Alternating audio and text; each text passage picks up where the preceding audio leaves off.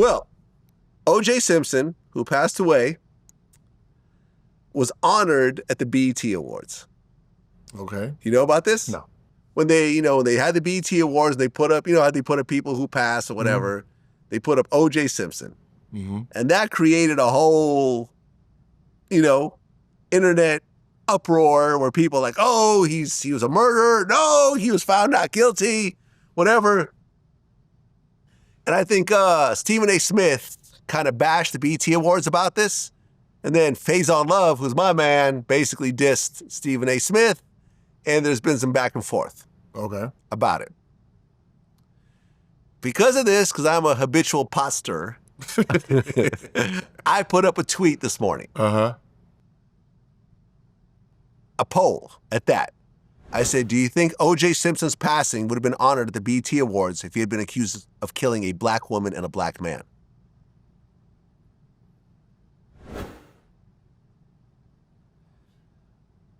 $1,100 votes. Well, 42% said yes, he would have been honored. 58% said no. So it's very close. It's still close. It's almost 50-50.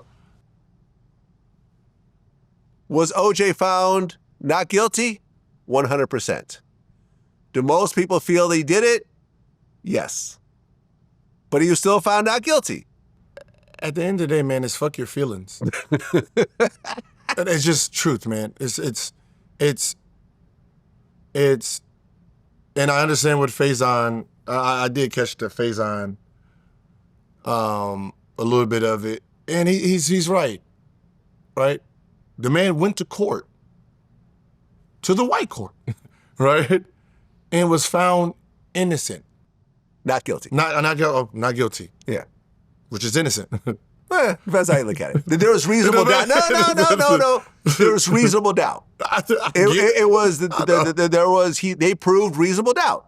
I don't care what it is. Innocent, right? Okay. He's not guilty equals innocent, which means he didn't do it. He didn't do it. In the eyes of the court. In the eyes of the court, in law, he did not do it. Now, everybody else, your opinion is cool, but it has no factual to it at this point. So fuck your feelings. Like it's your feelings that's into this now. Your feelings of this man did it. Right. And to be fair, when he got caught in the Las Vegas incident, the judge almost definitely gave him a much harsher sentence because of, the murders. Yeah.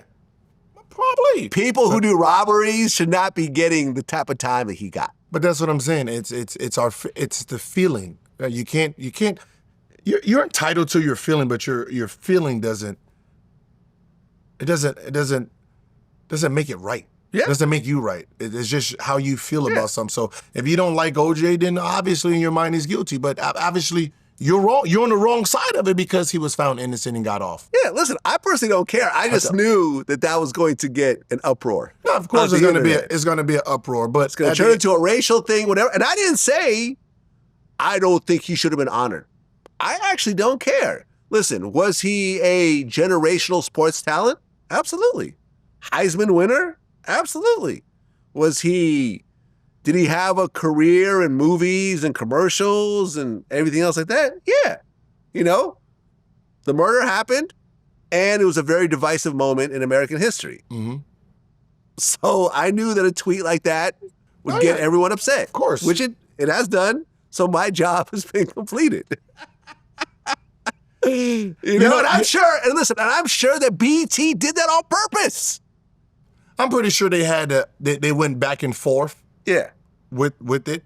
And I'm pretty sure this wasn't just one person's vote and we're going to do it. Yeah. I'm pretty sure they sat there and weighed out the... We're going to put them up and everyone's going to have an opinion about this. That's going to bring more attention to the BET Awards. They're trolling. Everybody trolls to a certain degree. Yeah, but at the end of the day, it's you can only go with the facts, and this is what the facts are. I'm at the point where if it's not about facts, what are we talking about? I don't do the hypo. I'm trying to stay out of hypotheticals and what ifs, right? Well, he did it, and well, he did. It's innocent, right? It says, right? It's not about what you know, it's about what you can prove in court. In court, he said this. This is all I can go with. I you're right. can't. You're no matter how absolutely much we argue back and forth, it still is this. This is still the result. Right.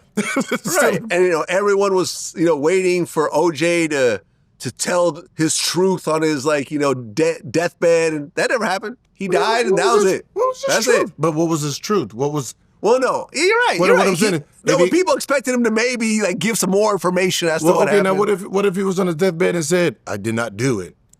The same people is gonna say he's lying. Yeah, it don't matter. It don't matter. I was supposed to interview him at one point. We just couldn't come up with a deal, that made sense for everybody. You know what I mean? So I would have interviewed him. Feeling the way I feel, it is what it is.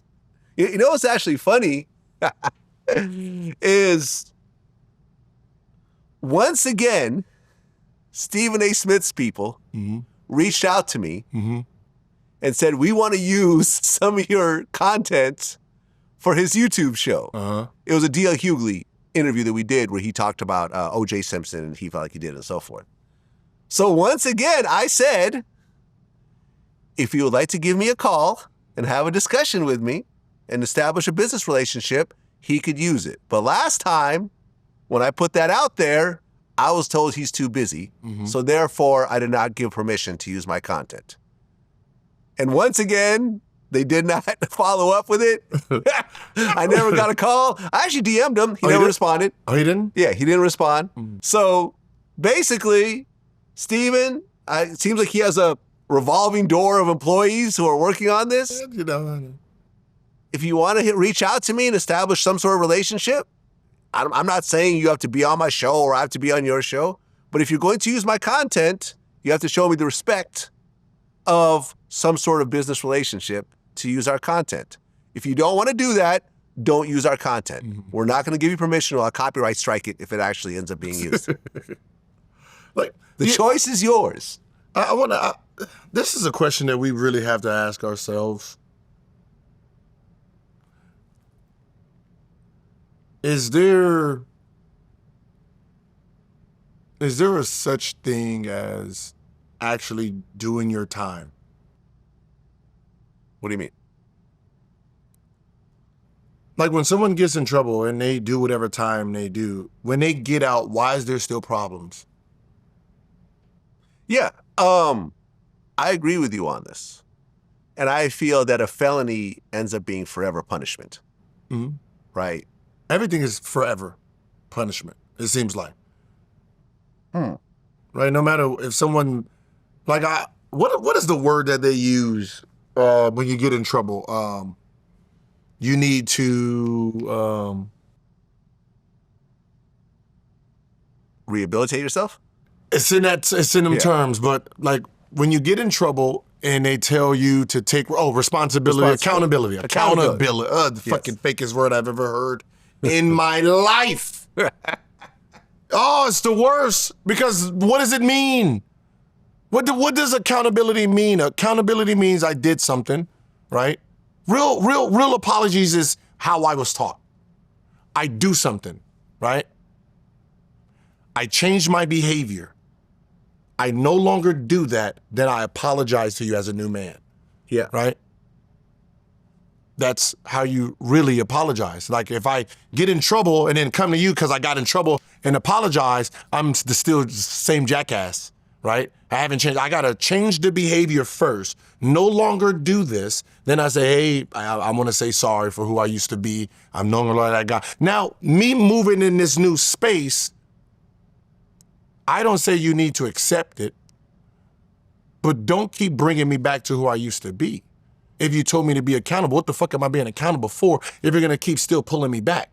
Like with Chris Brown, why are you still calling this man and keep using what he did as a teenager? He has 2 kids, 3 kids by now. They're damn near grown. And you're still talking about some shit so the only person that has not grown is fucking you. Yeah, I agree. That's what it like. The people who want you to be accountable is the only people that's not growing in life. Well, I mean, the way I look at it is apologizing for something or taking responsibility for something or being accountable for something doesn't erase that from your history. Of course. It just becomes part of your history, and the apology becomes part of your history as well. Mm-hmm. There are certain things that I've publicly apologized for. There's certain things I publicly haven't apologized for. Mm-hmm. And both of those things are part of my history. Yeah. Vlad did this but didn't apologize. I hate him. Vlad did this but apologized. I like him. Or Vlad did this but apologized, but that apology wasn't good enough for me, so fuck him anyways. Yeah. Like, you know, it's however, like if you don't like someone and they do something that reinforces your dislike, you'll just not like them more and use that to justify. It doesn't matter. Apology, not apology, canceled, not canceled. If you keep putting out product that people like, you can't be canceled. Yeah, it's not even about the canceling. It's just about as a person, as just the human that's doing the judging. Like, you don't understand what it looks like. If you're a Chris Brown hater and you're still hating him because of the Rihanna situation, you're the only person that hasn't grown in the last fucking 15 years or whatever. True. Yeah, that's true. Hate him for something new. Don't hate him. You know, something like he has to have done something new for you not to like him, but to, like, he has not hit another woman. He hasn't done it. So the behavior that he showed then does not exist anymore for him. He's did other things that you can hate him for. Judge him for that.